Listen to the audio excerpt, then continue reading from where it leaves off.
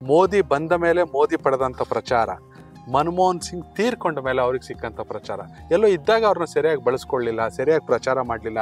ದೇಶದ ಅತಿ ದೊಡ್ಡ ಆರ್ಥಿಕ ತಜ್ಞ ಅನ್ನೋದು ಅವ್ರು ತೀರ್ಕೊಂಡ ಮೇಲೆ ಗೊತ್ತಾಯ್ತಾ? ಈ ವಿಚಾರವನ್ನು ತಲುಪಿಸಲು ಕಾಂಗ್ರೆಸ್ ವಿಫಲ ಆಯ್ತಾ? ಅಲ್ಲ, ಮತ್ತೆ ಏನ್ ಗೊತ್ತಾ ಸರ್, ಹೊಸತನಗಳನ್ನ ಭಾರಿ ಬೇಗ ಯಾವುದು ಮಾರಬಹುದು ಅಂದ್ರೆ ನಿಮಗೆ ಟ್ರೂ ಸತ್ಯಗಳು ಭಾರಿ ನಿಧಾನ ಹರಡುತ್ತೆ ಸರ್. ಸುಳ್ಳುಗಳು ಭಾರಿ ಸುಲಭವಾಗಿ ಹರಡುತ್ತೆ. ಮೋದಿಜಿ ಅವರು 2014ಕ್ಕೆ ಅಧಿಕಾರಕ್ಕೆ ಬರುವಾಗ ಮಾಡಿದ ಘೋಷಣೆಗಳೆಲ್ಲ ಇದ್ವಲ್ಲ ಸರ್, ಯಾವ್ದಾದ್ರು ಒಂದ್ ಎಲ್ಲಿಂದ ತೆಗೆದ್ರೆ it will be a joke for you.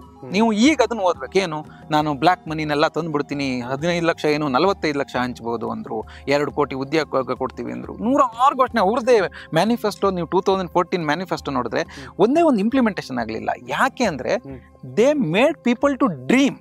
ಅಂದ್ರೆ ಏನೋ ಒಂದು ದೊಡ್ಡ ಬದಲಾವಣೆ ಆಗ್ಬಿಟ್ಟು ಕಾಂಗ್ರೆಸ್ ಹಿಂಗೆಲ್ಲ ಮಾಡಿತ್ತ.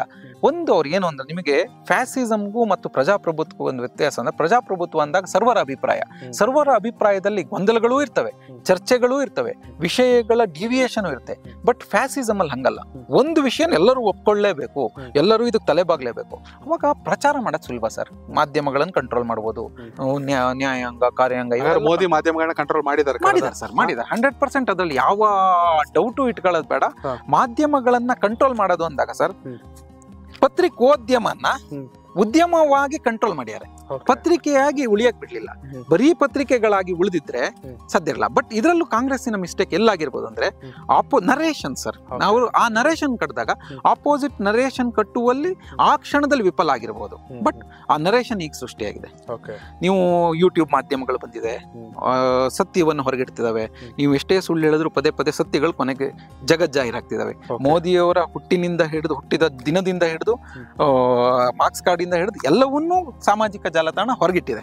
ಹಾಗಾಗಿ ಯಾವುದಾದ್ರೂ ಸುಳ್ಳನ್ನು ಬೇಗ ಹರಡಿ ಜನಗಳಿಗೆ ಅಫೀಮಿನ ಆಹಾರಕ್ಕೆ ತಿನ್ನಿಸಬಹುದು, ಆದ್ರೆ ಲಾಂಗ್ ಟರ್ಮಿಗೆ ತಗೊಂಡೋಗಲ್ಲ.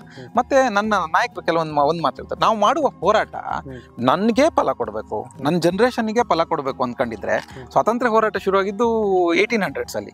ಈ 1830ರಲ್ಲಿ ಶಿವಮೊಗ್ಗದಲ್ಲೇ ಒಂದು ಬಿದನೂರು ದಂಗೆ ಅಂತ ಬ್ರಿಟಿಷ್ ಮೇಲೆ ಒಂದು ದೊಡ್ಡ ದಂಗೆ ನಡೆಯುತ್ತೆ. ಅವಾಗ ಸ್ವಾತಂತ್ರ್ಯ ಸಿಕ್ಕಿಲ್ಲ. ಅವ್ರು ಹಾಗಾದ್ರೆ ದಂಗೆ ಮಾಡಿದ್ರಲ್ಲಿ ಅರ್ಥನೇ ಇಲ್ಲ. 1850ರಲ್ಲಿ ಹೋರಾಟ ಆಗಿದೆ, 1900ರಲ್ಲಿ ಹೋರಾಟ ಆಗಿದೆ, 1915-16ರಲ್ಲಿ ಹೋರಾಟ ಆಗಿದೆ, 1947ರವರೆಗೆ ಹೋರಾಟ ಆಗಿದೆ. ಬಟ್ ಹೋರಾಟಗಳೆಲ್ಲವೂ ಸ್ವಾತಂತ್ರ್ಯಕ್ಕಾಗಿ, ಅಂದ್ರೆ ಮುಂದಿನ ಜನರೇಷನ್ ಸ್ವಾತಂತ್ರ್ಯದಲ್ಲಿ ಇರ್ಲಿ ಅಂತ. ಹಾಗೆ ಈ ಜನರೇಷನ್ ನಲ್ಲಿ ಮಾಡುವ ಹೋರಾಟಗಳೆಲ್ಲ ನಮಗೆ ಫಲ ಕೊಡ್ಬೇಕಂತಿಲ್ಲ.